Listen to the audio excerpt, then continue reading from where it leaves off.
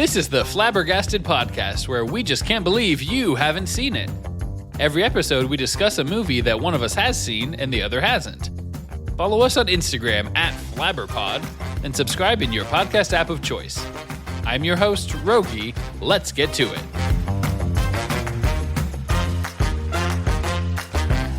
Hi, Jess. So really fun. We got some comments on some of our previous episodes. We keep asking for people to give us their opinions, let us know what they think.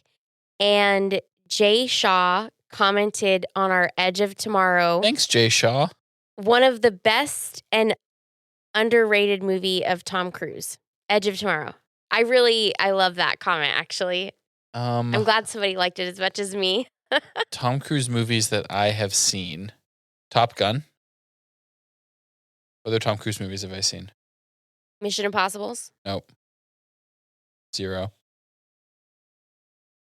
And the first Top Gun. Haven't seen Jack Reacher, The Mummy, Outsiders, Eyes Wide Shut, Rain Night Man. and Day. I have not seen. Definitely have not seen Night and Day. Do you know me at all? Does that seem like a movie I would have seen? Oh, Last Honestly, Samurai. You've seen Last Samurai, right? I like that one. That one's Last a great Samurai. one. I might have Yeah. seen Last Samurai with you, but it was a I long think you time did. ago. I don't think we remember watched it anything in about it. college. I would agree, underrated Tom Cruise movie. Isn't Interview with a Vampire with Brad Pitt? And Tom Cruise, yes. And by the way, Rachel's joining Cocktail. us for this podcast session. I've seen Valkyrie, Valkyrie. Oh, where he tries to yeah. kill Hitler. Oh, yeah, I haven't seen that one. I get that one confused with Tinker. Glorious.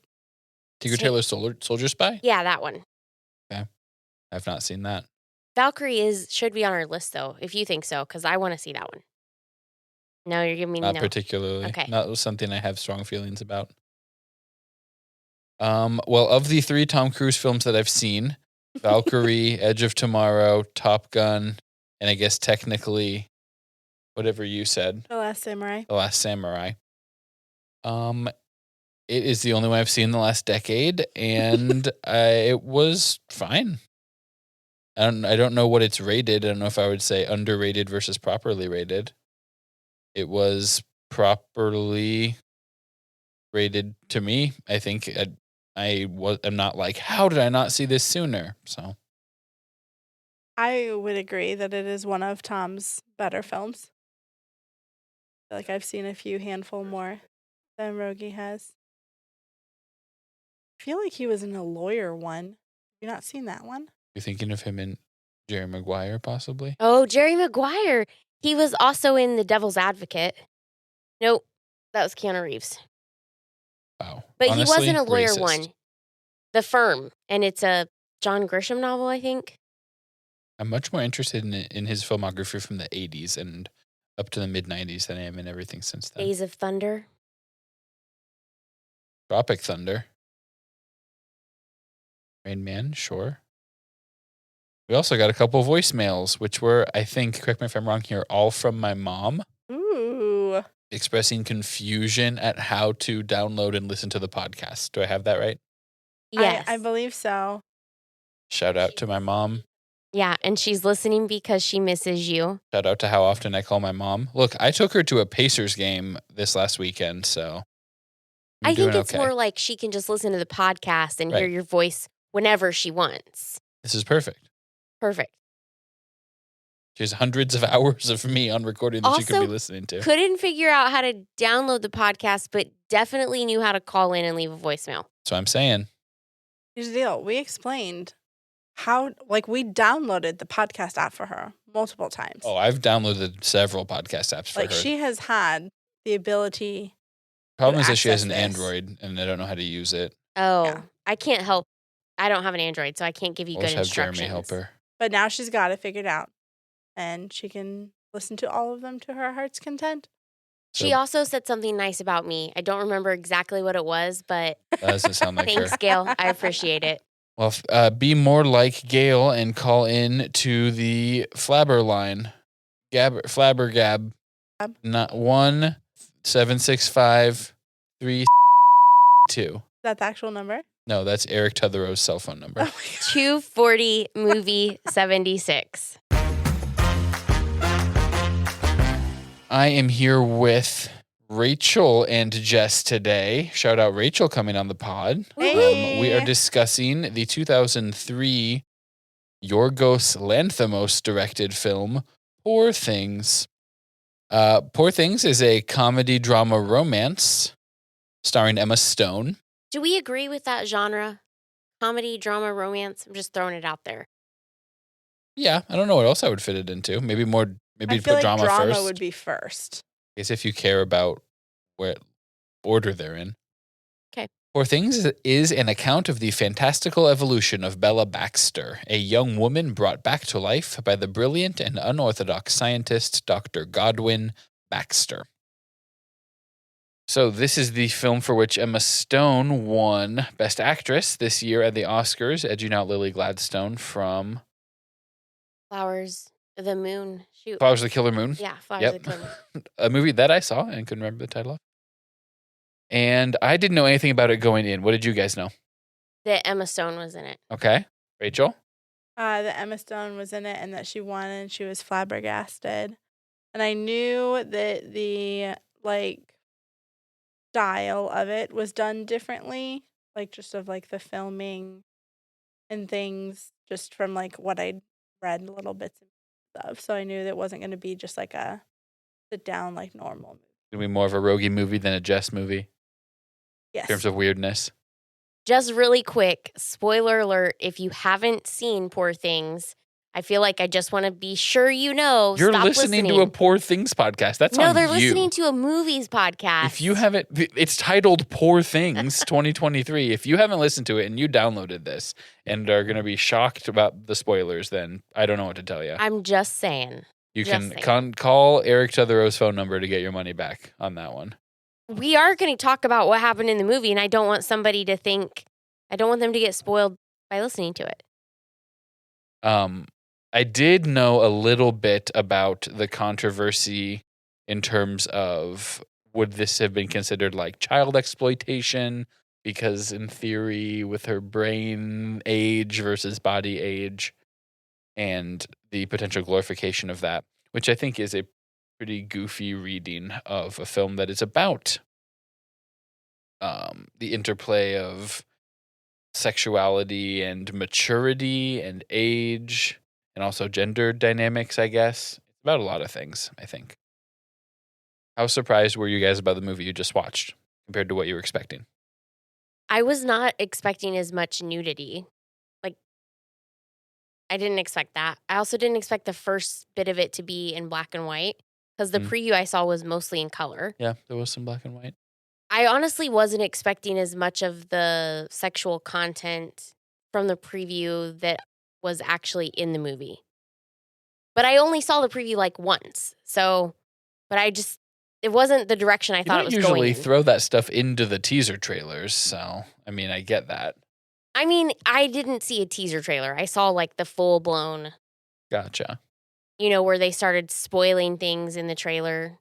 That's the trailer I saw. How spoilable this movie even could have been, It's more about themes and trying to make you think about stuff than it is wow, plot twist. Rachel? Yeah, I knew a little bit of it going into it, but I was a little surprised at some of the different stuff that we walked through with it. And like you said, just kind of being able to think about different things throughout it. It was definitely interesting, but it was not as much as what I was expecting. Expecting a little more Mark Ruffalo rom-com. We kind of got Mark Ruffalo rom-com, honestly. I'm a big Mark Ruffalo fan. I like his stuff, usually. I feel like I have to caveat that now after finding out that director I've been saying I don't love has done movies that I love. So one of my very first notes and something that I stand by, I think, throughout the whole thing was I think it was a very bold and interesting choice of Emma Stone at this point in her career to take a role like this. It was, risky. Like you guys said, there's nudity. Some of the stuff she's portraying. There's a whole long section where she's just fully working as a prostitute. There's nothing glamorous about this role for someone that I think of as a capital M movie star. I wonder if this is one of those things. First of all, I did get a little text from the Peanut Gallery saying that it says refused, but she's chosen not to do nudity because she didn't want to upset her dad. But now she's kind of maybe of age that's not really. I mean, I'm sure he's not watching it anyways, but the other thing I was going to say is I wonder if she's at a point in her career where she can make the artistic choice to do the movie that resonates with her versus just the movie that's going to make money. Right. She's more established. She doesn't Yeah. have to just go the Marvel route or whatever. Which, not to say there's anything wrong with that. Selling out. I think it depends on what you like. Yeah. There are good Marvel characters. Yeah. I'm just throwing that out there. Kind of, I guess. I don't know. I mean, from an artistic, like, comparing, it's complete apples to oranges trying to compare this to anything, any kind of Marvel stuff. So I think they're just such different roles. You're the one who said it. Selling out, as an example of selling out, I did, and Yes. I stand by that. I mean, I think we should sort of, not a spoiler warning off the top, but I guess I want to make a distinction between, I mean, when we're talking about nudity and not wanting to, upset her dad, the nudity in this film is not meant to be titillating. It's not meant to be like sexy romantic. It's like a treatise about what, like, because she's a toddler for some of the nudity. I mean, mentally, right? Yeah. She's like really little. And so it's about exploitation, I think, in a lot of ways, right? And I certainly don't want to step in. I mean, I'm here with two women who might have different views on, the male-female dynamics about something. I mean, I know how it came across to me in terms of how creepy the male characters were, but maybe you guys have other thoughts about that. They were creepy. Yeah. Yeah, I think the nudity wasn't really, it wasn't supposed to be seductive. Yeah, for sure. So that kind of helps, keep perspective, I guess, in what they're trying to say. Like, the music, the way it was filmed, the way the shots were done really doesn't push you into that headspace, I think. And I mean, even any times when they were trying to portray Emma Stone, I think, as in a sexual way from the nudity, was to emphasize how creepy is it that that other people are thinking of her as sexy given what her headspace is right now. Yeah, I think too, she has this whole, she doesn't know all of the social norms and expectations that go into this. So for her, it's just very exploratory and growing and learning and figuring it out. There's nothing, she doesn't have all of this outside world telling her this is what you should do, this is what you can't do, this is what you want to do, this is what you want to do, but maybe you shouldn't do. There's just a little bit of that, but it's not a lot. Yeah. I think it also brings some awareness just to how, young women develop faster. Right. And so, that was just something that I was thinking as we were along, because, she's her body is a full-grown woman, and she is the mental of a toddler, child in there. And so here we've got all of these grown men that are just kind of doing whatever they want. And insanely. That's what I can understand the least is what's the attraction? It's purely physical? Yep. That's insane. That's a man. Ugh. So, yeah. That's something that I feel like it's brought out. And I do see where you're talking about kind of the lines of mentally she is a child and that is gross. Yeah. But I think that they did a decent job of just kind of allowing her to learn and grow through those different experiences and kind of figure herself out. And she definitely owns it by the end. She's not ashamed. Yeah. And so she definitely felt comfortable in her space. And at certain points they were okay, Bella, you get to do what you want. They let her go. They let her figure out and explore. Because they realized that just keeping her in wasn't going to be successful. They let her do that in ways that they never would have if she had looked her age, right? When it's adult Emma Stone looking at Willem Dafoe, you have to let me go. You got to let me make my own choices. I'll be mad at you. I'm going to hate you. I'm going to rot with hatred. You can just tell it's much more difficult for him to say no or like you're going to do as you're told, go to your room, young lady. It's much more difficult because she has the physical appearance of an adult. Is that a good thing or a bad thing? Or just a thing? It's definitely a thing. Yeah, it's a thing. I think good or bad depends on if you think that she ended up living a successful, fulfilling life. I mean, she found a calling and a passion, and she found self-efficacy and had lots of confidence about her life and by experiencing things, but she got really lucky to not be killed Yeah. like a bunch of times. A bunch of times. During her traipsing throughout Europe, so probably bad, I guess. I mean, it's probably good that we don't let kids do whatever they want. It's easier to prevent that because they look like kids. I was caught up on this whole, just for the foundation. She dies, she's pregnant. They take the brain of the baby and put it in the body of the woman. It's convenient. It's all right there. Right there, all there. But I'm kind of perplexed at obviously the realisticness of that happening. Just from you're exploring all of these different things and you're just making this very clean-cut example. She is basically a child's brain in a woman's body. And we're not talking about like how scientifically like the nervous system is put together and how it's like reconciling those two things. Yeah, it's not about the science or even to some extent the ethics of doing it. It's about the implications and the like what comes of the experiment that God Baxter is doing. So when we talk about this, though, in real life, do we talk about the science and do we talk about any of that? Is there something about that that's interesting to you? I mean, the film clearly doesn't dwell on that part of it. I mean, this is kind of set in like Wes Anderson meets turn of the 20th century London, and then Europe is sort of what I describe the design aesthetic. Once we get into color, it's lots of bright colors, sort of futuristic machinery. I definitely noted Wes Anderson feelings. It's definitely felt like it's like a period piece, but also anachronistic. Yeah. Yeah. So you're just not supposed to question that it's possible. It just is. That's not what it's dwelling on. Yeah, it's just like, hey, this happened. You got to deal with you. We're living in this world now where this happened and the implications of it. I mean, where's the police the whole time? You know, no one ever goes to them. Like even when Mark Ruffalo kind of figures out what's going on, he goes right to the dad for the Maori moment instead of Maury. Yeah. Heard it both ways. To the dad. Oh, yeah. The husband, dad. The husband, dad. Yeah.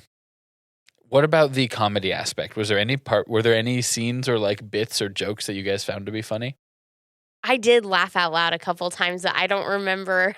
I didn't write down why I did. My first laugh was when they started talking about sharp-faced birds and the dangers of them. Sharp-faced birds was funny because Rogge is terrified of birds because strong. They have knives for faces. I think appropriate fear. They do have knives for faces. And so anytime that's brought up, it just kind of makes me giggle. And then also there was just a lot of chloroform throughout this film. A lot of chloroform, like a the lot community. of chloroform that was just kind of like, we'll just do this. Like it'll be fine. I thought we would sometimes cut into God Baxter's experiments or the classes he was teaching, and everything that he was doing I always found to be very interesting and amusing. Like we cut into his lab at one point and they're like beating the head of this body because the hair caught on fire. Like how does that happen? Or when he's teaching a class and he is like having someone come down, he's like, put the liver where it goes. And he goes, do you really think that's where the liver goes? You and then idiot. that guy's just like turning the liver over like, in his hand. Like he's like, I don't know. And it doesn't even look like it's like a weird old, like dried out, but like still smushy dead body. And it's super weird. But I thought Willem Dafoe was funny. Or when he's burping. That was meals. That was one of my favorite parts. I did write down. I'm so glad you said that. That's such a fun visualization, and with the sounds of everything, like what it feels like to burp, like it's great. Loved that. I thought it was also somewhat amusing their use of like strong, even like from modern standards, like very strong language, like curse words and stuff, sort of contrasted with the like proper like Elizabethan upper class. and they would just start like MFing each other up and down. Yeah. I thought two things with that. I really liked the dialogue, all of it. Mhm. Well, maybe not every single word, but Right. it was, like you said, very was well strong written. language, Yeah. but also like very intense language that Yeah. had meaning. I liked the way she wasn't the only person that spoke in sort of choppy sentences. Mm. Like they all sort of spoke in sort of very direct to the point sentences. Yeah, I don't think it's something I would have picked up on, but you're definitely right. Like even the shady people, the shady characters, Or well spoken. and they were never showing like outright manipulation. Like none of them lied. Yeah. They were all very direct with their intentions, and even if they were sort of shady, like they just said that, which I just found very interesting. Yeah. It wasn't very character driven. It was about the themes. They were like, here's this situation, think about what this means. Okay, now what about this take on the situation? What about this take on the situation?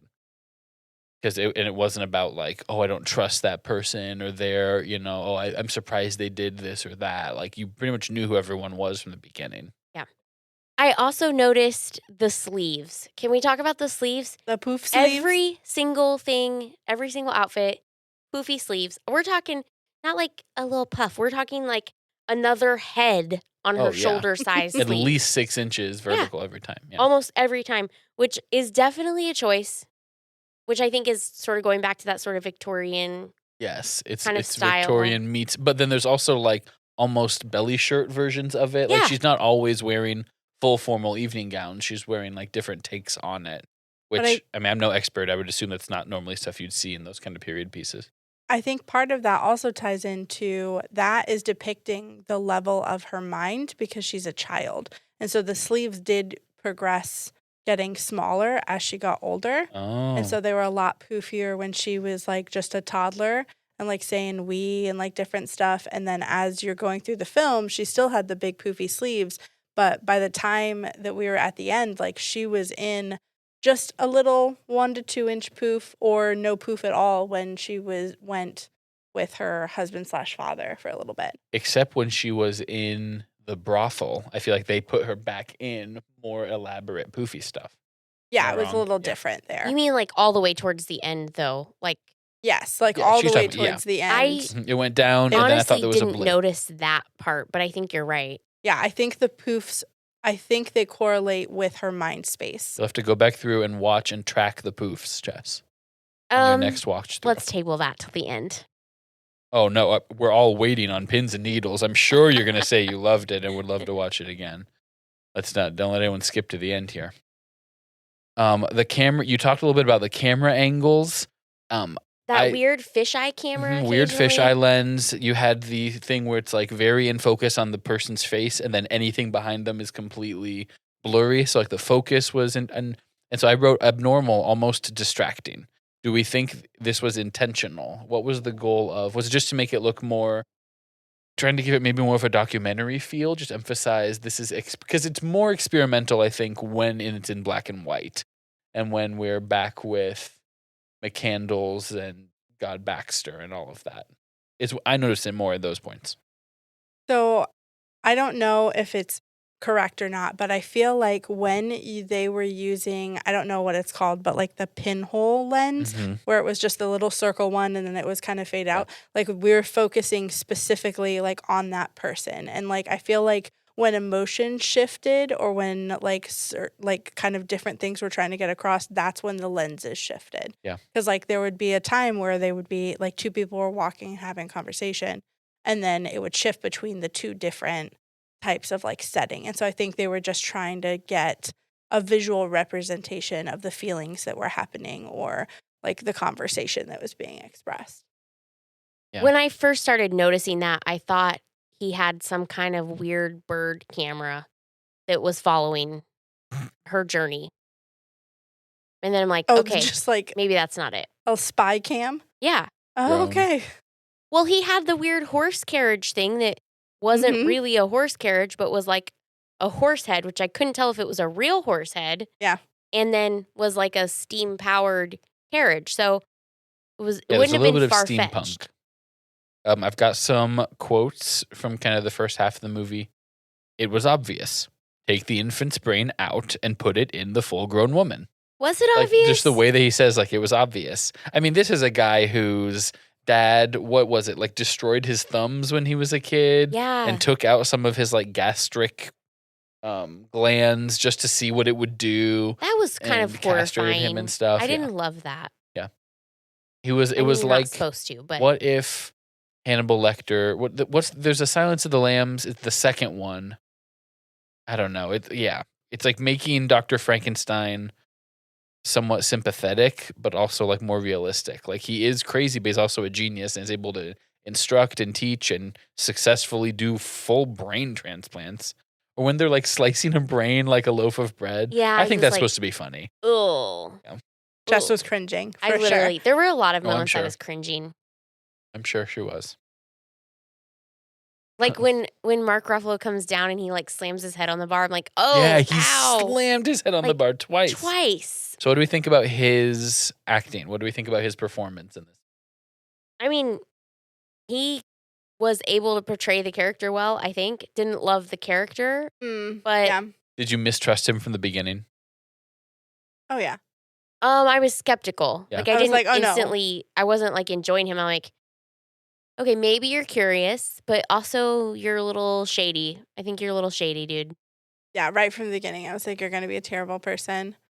This is just, yeah. I wrote down like pig multiple times whenever he was on the screen. One of my favorite quotes from Bella, though, when she was talking with him because she wanted to jump around with him. Furious And- jumping. Yes, and he was just kind of like, no, like we just did 3 times. Like I need to sleep. We did laugh at that part. And she's just like, oh, is this a weakness in men? And I was just like, And he's like, I was like, yes, it is a weakness in men. Well, I wouldn't put it that way. So yeah, that part made me giggle too. I liked the evolution of his character because he He starts plays out a lot as, of like, different characters. Yeah. He's going to be, first of all, he's just super curious. Then he's going to be the savior. And then he's like just riding this train of like being in the moment. And then he's like, I'm in love with you, but you don't reciprocate my feelings. We've got this unrequited love thing happening. Right. He's debonair guy, and then he's unrequited love guy. Yeah. And then he's like, You're the devil. yes, but I still love you, you know. And then he's like, if I can't have you, you're horrible. Nobody should have you. But oh, wait, there's something shady going on here. And yeah, he went through a lot of different. Yes. Yes. Yeah, he just went up and down with his relationship with Bella and what that looked like. The whole time between Greece and on the boat, they have so many fights and then like sort of reconcile anyway. Just because she's so young that she doesn't even think about leaving. I really liked on the boat the Martha. Was that her name? Yes, the older lady. Yes. Yeah. I liked her. And I liked, was it Harry? I think Martha and Harry, yeah. I liked him too. I actually liked that guy's voice a lot. It was very soothing and rich. But yeah, I really like that Martha and Harry just kind of like helped her to explore more and just like gave her books and were like, no, like you can do whatever you want. You don't have to be hanging out just with this guy. And so they very much encouraged that exploration and Intellectually. was willing yeah. to show her, you know, this is what the world is. This is what it can be. This is what it looks like. And so I think just really helped jumpstart more of that independent exploration because she was very comfortable doing it with, you know, that she always could go back to Duncan. I like that she talked about it with like, I think of you with good feelings and you make my heart happy kind of feelings. And then she's like, now when I look at you, all I have is like anger. And I'm, of course, paraphrasing, but she goes through it again. She's like, now I do think fondly of my time with you. And then right after Paris or while they're in Paris, and he's like, no, this isn't going to work. You're evil. And then she's like, okay, I don't, this isn't fun anymore. Yeah. Like you see that evolution of her growing and him staying the same, which I think is why it's important to, like, experience together things with your partners of choice. Yeah, I thought that was really interesting. Like you said, when she keeps growing and then as her language gets better, I mean, just her language skills, like her diction, and she keeps saying things in threes, like saying all of these synonyms. His becomes more and more just yelling and mad and crass, which I always think is a good. He was suave, debonair, like, oh, you don't know about the world, like, I'm going to introduce you to the world guy. And then when it's just him yelling, well, yeah, you're a big poopy face, like, Yeah. that he has gone all the way down into acting and speaking like a child when she is being rational. I mean, it's, I think, fair to be shocked when your tenuously partner, I guess, comes back and is like, well, I've prostituted myself and that gives us money to be able to do this. Like, no one's, can blame him for being surprised. But when all he can do is just scream and call her the devil, you're like, okay, like, you got to talk. She doesn't understand what's going on. You got to talk her through it. He went instantly to that place. Not even like, oh, I see. Okay, don't let me forget, because I have a couple thoughts on this. But he went instantly to that place, not like, oh, I see we needed money and you like tried to do something to help us with that. Mhm. And even though I don't necessarily approve of what you did or love that you did it, there was no like, I appreciate that you put yourself out there to do it. Yeah. Which is a whole thing. Like, let's talk about why I'm feeling this way. Yeah. I mean, which is a big ask, I think, to like walk through something rationally in what's a pretty charged environment. But I mean, he hadn't moved off the bench. yeah, Like, exactly. She had literally gotten up, went and did stuff, bought some food, like made money. Like, I mean, she was gone and he just sat there pouting and putting like her jackets on himself. Yeah. And then when she brought the food, he threw it away because he was having a pity party. Yeah. Which he needed to do some work on himself. Men suck. But the other thing that right around that time that I noted was she's growing, and we talked about kind of this, but we didn't necessarily say, and maybe in this environment, it doesn't really present as courage and bravery, but to say, even though this is what I've known since I've left home, is this Duncan character, but now I've outgrown you and I'm going to leave this circumstance. And I'm not going to go back to it, even though you repeatedly try to come at me with it. Like, I'm not going to go back to it. And I think there's a lot to be said for that, because as we are, we're raised a certain way, we have people that sort of guide us on our belief system, and then we go out into the world and sometimes you just keep going back to that because it's what you know versus coming up with what you believe yourself, which it's okay if you believe the same thing. Yeah.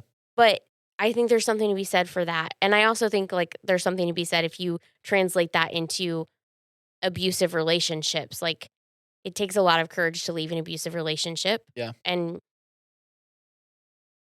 to be able to do that, for in this movie, seeing her do that at the very immature character we start out with, it says a lot about her growth. Yeah, because by then, I mean, I don't know if immature is the right word. Like, she's just displaying more like social awkwardness tendencies because she's been reading philosophy books. Like, the rate at which she learns and like gets better, it's hard to tell how much time's supposed to have passed, but it's like shocking, right? How quickly she progresses.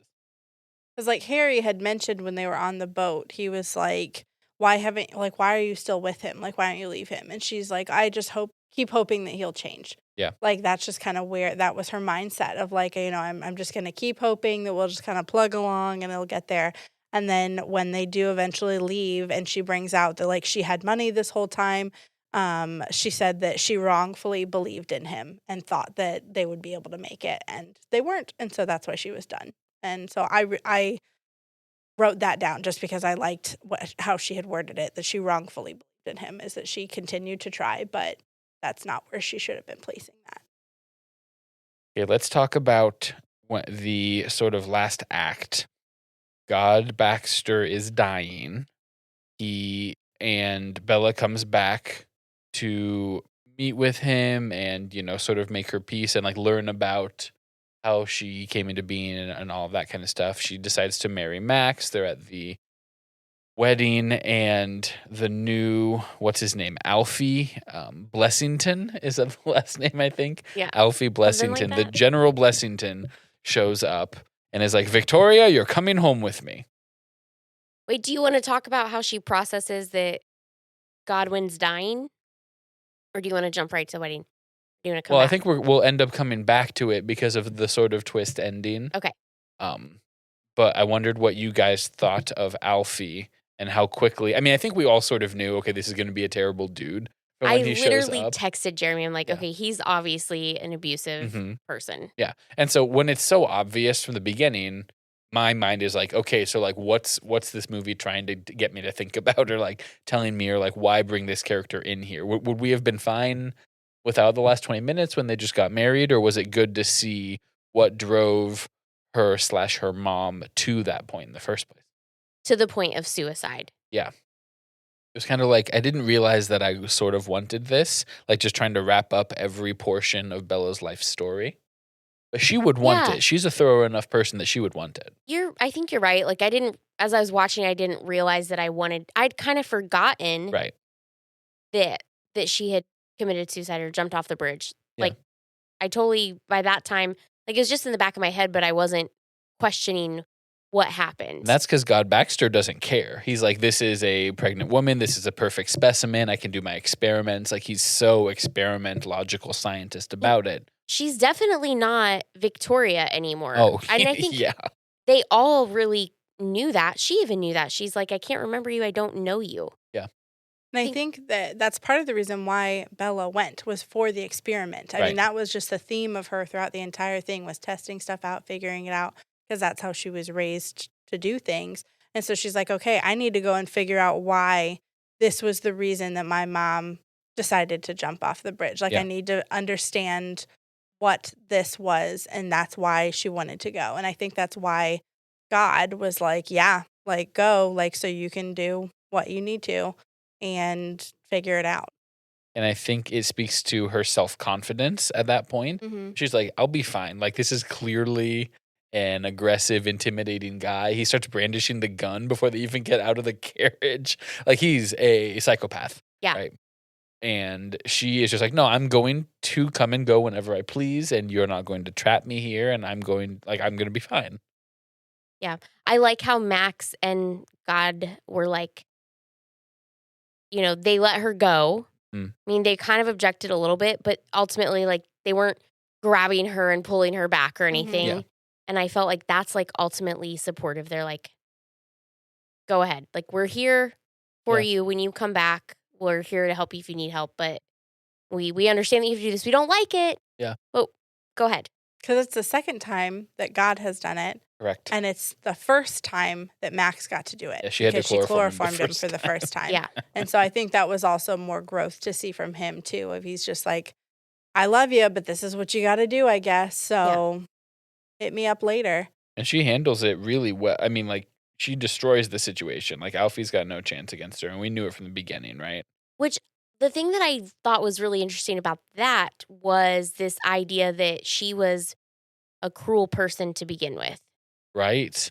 Which, honestly, she seemed a little cruel as a toddler.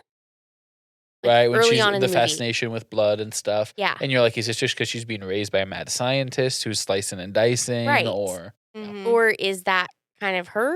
but calling the baby the monster and sort of driving her to, Which I also wasn't sure. This is the only time is he gaslighting her? Yes. Yeah. Was he? I don't know.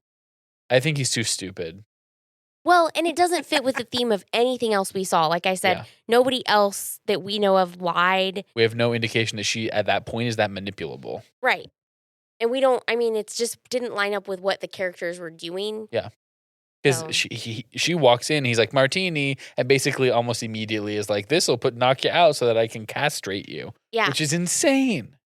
I don't even know that I can talk about that because Sure. I get the rage and then I can't even articulate. It's not even, I just can't. No, I mean, even when they show a doctor who has invented his own some sort of medical procedure tool, and Jeremy and I look at each other, we're like, "Are you kidding me with this?"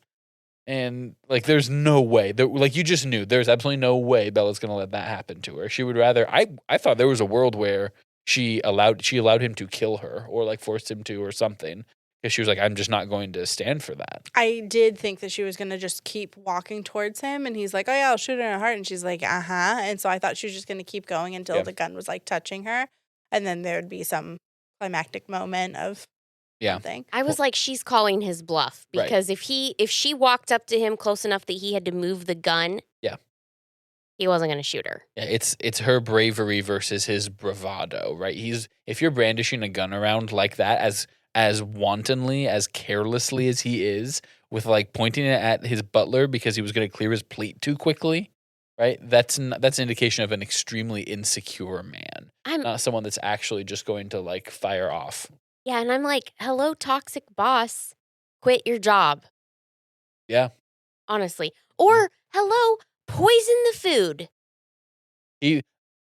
Like, obviously they don't show it, but I would not be surprised at all if he's the guy that forces like their kids to come and test it like before, because he was like, I know, like we're not getting along, and that like that he knew from the beginning that they didn't like him. So then at the end she shoots him in the foot. He's bleeding out, and we all thought the same thing, right? Because God Baxter is dying, and we thought that they were going to transplant his brain into the General Blessington's body. Yes, 100%. Okay. And then they end up doing the goat instead. And so he just becomes a goat person. Which I love that she pulls him home. That's the thing. Did she drag him all the way? Did she pull the carriage around? Oh, she probably took the carriage. Movie hand wavy thing. The staff were like, sure, I'll load this body into the carriage. Like, you killed this, he's dying, or you shot him or whatever. Like, they're not going to tell anybody. They're not going to rat her out. Wild. Well, I mean, they technically don't have a reason to not rat her out either. I mean, she's the lady of the house. Yeah. Yeah, but they've seen her for the last 24 hours enough to know that she's not that person anymore, maybe. Max, we got to get him on the table. Yeah. No hesitation. Well, that's how they've been the whole time, right? It's just so cold and calculating and science and stuff like that. Prim is just like, let's go. The housekeeper that for some reason didn't like her was like, yeah, let's talk about that. Let's dig into this guy. Like, no big deal. Because she grabbed her hairy business at one point. Wasn't that the quote? Wasn't that the quote? Hairy business, because I wrote it down. Yeah. Well, yeah, and then she was mean to her. Belle, whore. Isn't that what she's teaching the other girl to say? Yeah. So was it because like God liked her so much, and so that's why she didn't like her? Because God was not as affectionate with it. We didn't even talk about the second girl. Oh yeah. Well, we're gonna get there. They made a new Bella. Then Felicity. Prim was so much nicer to Felicity than she was to Bella. I think it's because she didn't accelerate her learning at the rate that Bella was accelerating. That's why Prim liked her? Yeah. So you're going to turn out more normal, more like me? Or she didn't outgrow her so quickly. Yeah. I just kind of saw it as a little bit of a nod to the way that, sometimes it's like a lot of the movie is about the male gaze and sexualizing women and young women and all that kind of stuff and power dynamics, right? I mean, we haven't talked about brothel stuff at all, which we don't have to if you guys don't want to, but all the power dynamic stuff. But, there is some instance of women holding each other down, right? Or like being catty or jealous or whatever. And so it was kind of like, okay, you got all the men that are doing this, and you've also got the woman who's not being supportive just because of, whatever reason in her own head. It honestly seemed out of character for me, for her to not like Bella. Yeah.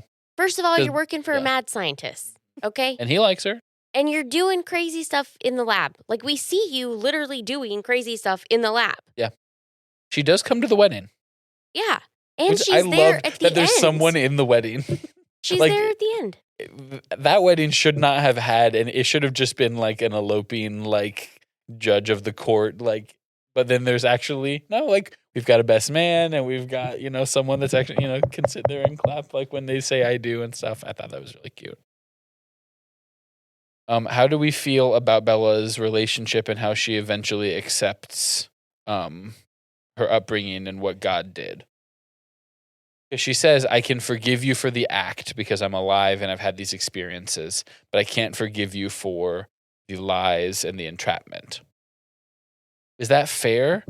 Because would it really have been better if he had just let her out into the world sooner as like a small child?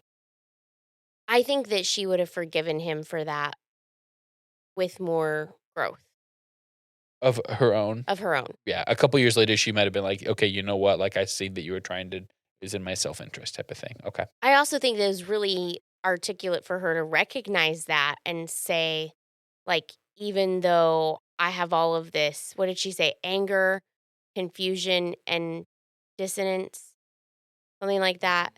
I still felt like home, or she said something. I still missed you. I still missed you. Yeah. So I think that's a really good thing to note. People are complicated. Yeah, for sure. And She's allowed to be complicated. you can love somebody even though you don't like everything that they're doing, and Yeah. you can still miss the things that you've done with them that you enjoyed and that you loved. Like, Yeah. Yeah. But I then why appreciated did that. she not put his brain in the general's body? I wonder if maybe his dad didn't mess around with his body enough that it wasn't a feasible thing to do. Interesting. Because Okay.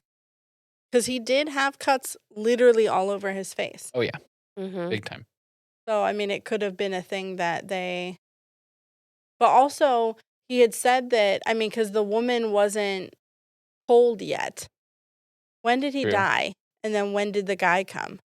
He died after they put the goat head At in. least from what we saw. From what we've seen. Yeah. Okay. If we're And taking that as the so- timeline. It could have been, I mean, it could have been too much for the body to undergo another brain surgery. But the goat, Well, You they put it could in have the goat's kept him body. alive. you put the goat's body in it. They put the goat's brain. Brain In the in man's the body. human's body. Yeah. Yes. And So- then God died. And so they could have taken God's brain and put it immediately into. Right. But They we didn't even didn't have know. to do that. They could have skipped the goat entirely. Yeah. We don't know Yeah. what the timing was.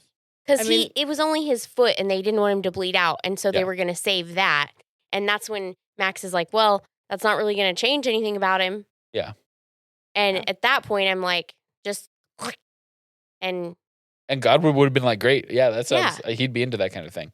My interpretation was that this was part of her. She's like, I can forgive you, but not to the point where I'm going to. keep Like, you around. yeah, this is like a big, like that would be a big leap. Like, I'm not going to, or, put you through what I went through, or like, I'm going to be the bigger person who knows that, humans shouldn't play God to quite this extent, something like that.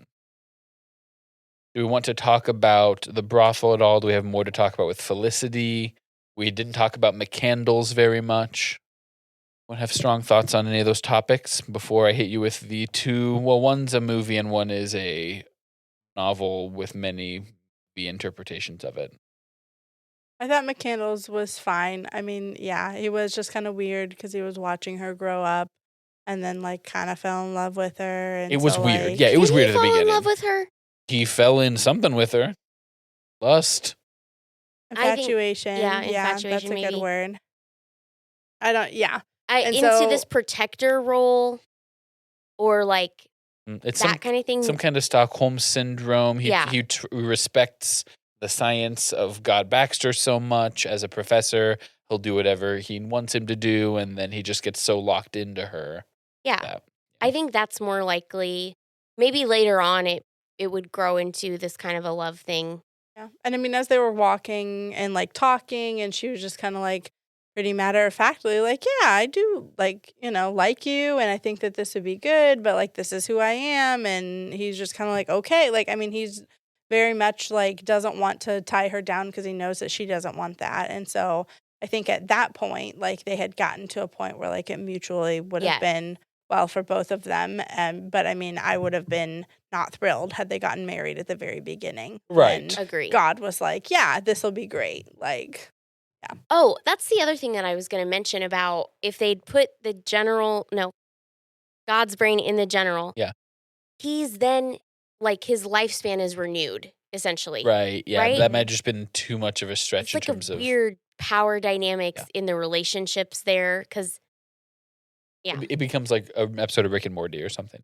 Yeah, it's weird. And then he's also technically Bella's husband.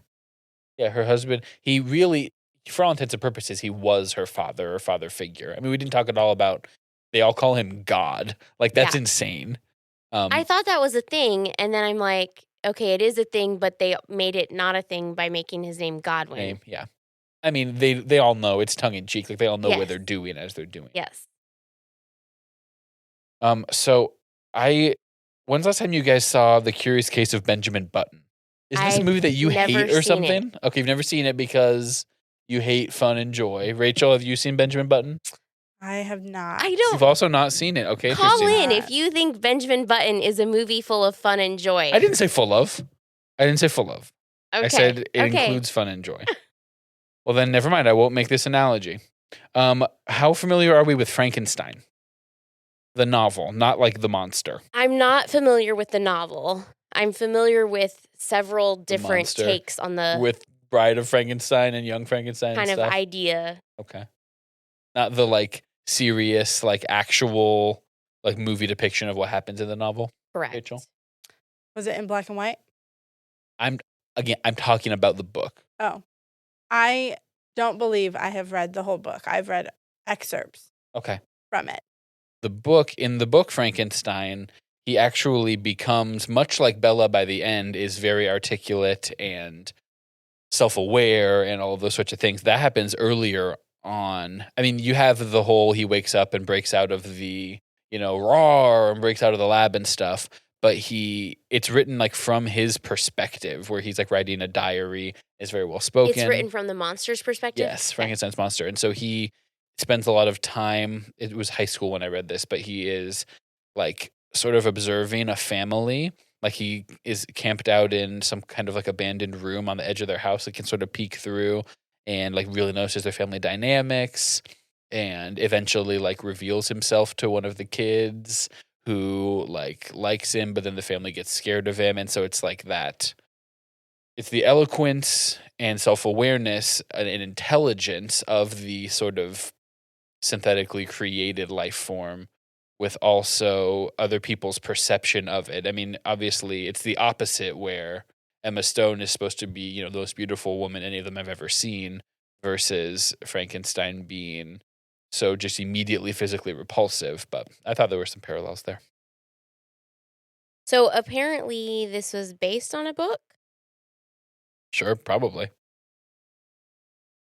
Is a postmodern revision of Frankenstein that replaces the traditional monster with Bella Baxter, a beautiful young... Erotomaniac? Oh, Sure. yeah. Like, what's the word for... Yeah, like an infomaniac. Brought back to life with the brain of an infant. Okay. I didn't know that it was potentially based on a... So it's like Frankenstein, but gender bent, and then also more with a much heavier undertone of sexuality. And definitely more modern themes. Yes, and postmodern, right. Yeah. But it's a pretty modern telling. I mean, I don't know. I guess I would recommend Frankenstein. I can't do it full-heartedly because it's been quite a while, but I thought it was pretty good. I was going to compare it to Benjamin Button because I haven't seen Benjamin Button. If you listeners have seen Benjamin Button, please call in at 177-77-movies-77. Is that it, Jeremy? 240-movie-76. I had two comments, two quotes, not comments, that I really liked when she's in Paris and she says, I'm a flawed, experimenting human being. And she says something like, you're going to have to be okay with that. I need a partner that is going to be more forgiving. Yes. I think is what she says. And I really loved that because Yeah. I think that we all, each and every single person could use more of that. Yeah. A more forgiving anybody because we are all flawed. Especially when you're going to be open about it. Like, hey, I'm going to experiment in ways that are going to upset you. Well, or even I'm just going to screw up. Yeah. And I also Right. think there's Different something to both say about interpretations. that. There's this whole idea that that people are trying to shame her Right. for going to work in the brothel. But she doesn't have any shame for that. Yep. And I appreciate that because ultimately, like, shame is just really pointless. Yeah. Like, you can regret your decision or wish you'd made a different one and then move on, but dwelling on it or, being ashamed of it doesn't really help you any. Yeah. I mean, I think there's some, like, almost. Oh, man. Okay, my brain's failing to find the word. Like, evolutionary sort of inborn, like, feeling shame helps you to remember not to do it again. Like, there's a little bit of that, right? Like, the reason for it, but to dwell on it for sure. And I think there's the whole, to kind of continue what you're saying, the double standard feature, right? When he finds out that she slept with someone, he's like, "Did you sleep with the guy that, like, felt her inner thigh or whatever?" He had, how many minutes ago, bragged about the over 100 women that he had slept with. It's such a double standard. Which, welcome to men and women through the ages. For sure. So I get it. Rachel, you should smile more. You should smile more. Yikes. No one's ever said that to me. Oh, the other quote that I really liked is when Godwin is dying and he says, he was an effing idiot, but it's not bad advice. And he's talking about always cut with compassion. That's the advice his dad about his gave dad, him. yeah. And I don't really care about that part. I care about the part where he says he was an effing idiot, but that was not bad advice. And I think that you can find in everything that goes on, right, there's got to be some kind of takeaway from it, some kind of silver lining, some kind of not bad advice. If I think about, like, the worst interactions with people that I've ever had, like, I can take something away from that. And so I think it's just a note to, like, remember. Well, I go the other way, and specifically about the, like, cut with compassion. I thought that was interesting when that scene came up because the concepts of compassion, empathy were so antithetical to what God's whole deal had been. Yeah. Right? And to what his dad did to him. Yeah. That wasn't there at all. Exactly. That was a little, I guess it's sort of like on your deathbed, like last moments, you kind of come to Jesus sort of thing, but that was weird. A weird ending to a weird movie. Last thoughts on Poor Things? Beautifully shot. Gorgeous. It was a super weird movie, but I loved film. the starting in color and then going to black and white and then being to go back into color when she's starting to adventure and just, like, figuring out herself. And I feel like not only did it stay in color, but it also got darker. And so, like, you got to see the shift of everything's brand new and popping, and they're in Portugal and they're doing all of this. And then she's figuring out what reality really is and what the world's like. And it gets more into kind of the normal thing. And, like, as we talked about already, her poofs earlier, like, those getting smaller too. Like, I really enjoyed the few details that I picked up on of, like, seeing that growth throughout the whole movie. Is that the plot of the film Pleasantville? That they get see in black and sucked white? into a black and white TV world, and there's a sexual awakening that creates colors for some of the kids. But for other kids, it's just, like, something that makes them feel alive. Okay. I haven't seen Pleasantville, but I thought that was the plot, was that you could see in color after you have lain with another. Furious, after you had jumped furiously. I find it interesting that in this movie, she learns these words and she's reading these books and oh yeah, but we're still not calling sex. Right. Yeah, they never just kind of referred to it as, I also find it interesting that there was no conversation with Duncan that was like, hey, she's right, like a little not as mentally developed as she might seem. And so she might have some questions about things, or she might not understand what is socially acceptable. I think the deal with that is that that's kind of one of the original sins of Baxter, was him trying to be overprotective by trying to shield her from the world. He didn't even. He just overcorrected. like didn't even tell other people about her in a way that ended up being to her detriment. Yeah. Yep, agreed. But then I'm also like, you don't want too many people trying to tell her what to do and getting in her business either. Yeah. There's a balance. I think that given the right situation, I think it would be interesting to watch again, knowing what I know about the ending. Like rewatching the beginning with the perspective of someone that's seen the second half of the film. I wouldn't be opposed to watching it again as like an artistic endeavor. I'm sure Jess wants to watch it again. Maybe one more time. Yeah. Maybe. To sort of see, okay, that the connections from the beginning to the end, that kind of stuff. To track the poofs. Yeah, well, and maybe it would help to, like, when I'm The weird watching these for creatures, the that's true. We can podcast. talk about those. When I'm watching these for the podcast, I'm getting really like, am I missing something? And I'm analyzing things more than I think I would if I were just watching them. So I think maybe on a second viewing, I might get more out of it, which is usually what happens anyway. But because I wouldn't be like thinking about everything as I'm seeing it, it is a different experience to watch it for the pod for the first time. Rachel, what do you think? Did you like it? Jess, was it too whimsical for you? Ooh, there was some whimsy. There was a duck with a pig's face and a goose that quacked or something. It was literally like Wonka style with some of the different things once we got into like Colorland. Yeah. And so as I was like going through, I was like, oh, that's a little whimsy. I was like, well, I wonder if Jess is okay with that. Where are we on that? I think you guys are stuck on this whimsical thing because I like Wonka. Which one? I mean, I definitely like the original. I'm okay with the new one. Which one? The newest one. Timothy Chalamet one? Yeah. So we're just not going to talk about the Johnny Depp one? I don't really love That's that fair. one. That's fair. We can all agree about that. It is honestly hashtag not my Wonka. So you didn't think this movie was whimsical at all? I don't. They had the monorails and the like little UFO things in Lisbon and stuff. The little sky tram. Monorails. Monorails. I was going to call it the Skyliner though. But yeah, no, I don't know. Too whimsical. I don't know.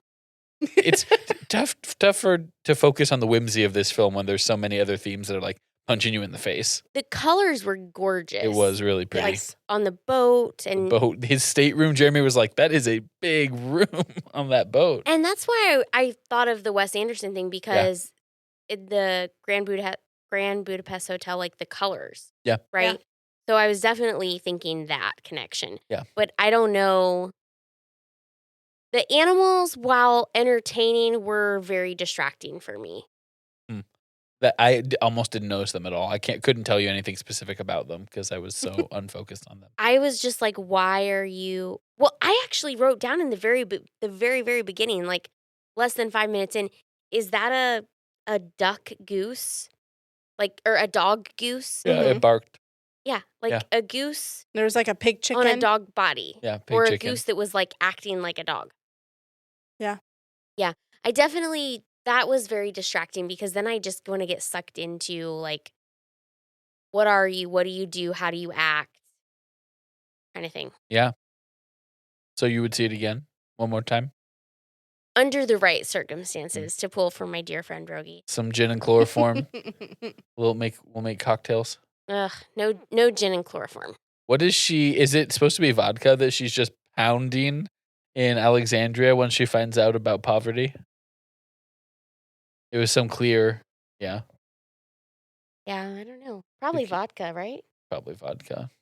Just given the European emphasis. Yeah. Would you watch it again, Rachel? I would watch it to track the poofs. Poof watch, poof track. Yep. Oh, Jeremy said it would have been more fun if they had put the goat's head on the man's body. Oh, just full on. Or vice versa. Goated him. Yeah. Like halvesied him. Cat dogged him. Good. Goat foot. Goat foot. Oh, yeah. Mr. Tumnus. Well, let us know what you think. We would love to hear back from you. We've started to get some feedback, which we really appreciate. We want questions, comments, rebuttals, arguments, anything that you have to say to myself, to Jess, to Rachel, to Drew, to Vasti, to Grace, but most of all to Jeremy. Isabel, Annie. Isabel, and that's true. I forgot about Isabel and Annie. They have been on the pod as well. Is that everyone? Gail, my mom. She hasn't been on this pod. If you have a step-by-step explainer for how to download and very simply utilize a podcast aggregator application on the cheapest Android smartphone that they sell at the AT&T store, we would love for you to send it in to us so that way I can send it along to my mom, who will be unable to open it because of the many cracks on the screen of her 4-year-old Android. She'll have to get out her computer and print it. I don't think she has a computer or a printer. We appreciate you guys making it this far with us, and we will look forward to seeing you again next time. Bye.